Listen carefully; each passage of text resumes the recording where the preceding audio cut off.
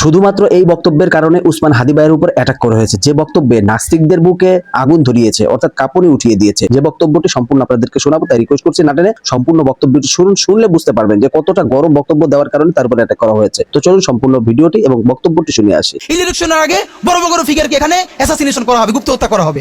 আমরা যদি শহীদ হয়ে যাই, আমাদের সন্তানেরা লড়বে, তার সন্তানেরা লড়বে। কিয়ামত পর্যন্ত বাংলাদেশ নামক জমিন যতদিন বেঁচে থাকবে ততদিন পর্যন্ত আজাদির সন্তানেরা লড়াই করবেই করবে। হাজার হাজার কোটি টাকা নতুন করে হাসিনার সাথে মিটিং করেছে। ইলেকশনের আগে বড় বড় ফিগারকে এখানে অ্যাসাসিনেশন করা হবে, গুপ্ত হত্যা করা হবে। পুরো এখানে ভারতীয় আধিপত্যবাদ এখানে সব থেকে বেশি অ্যাক্টিভ আছে।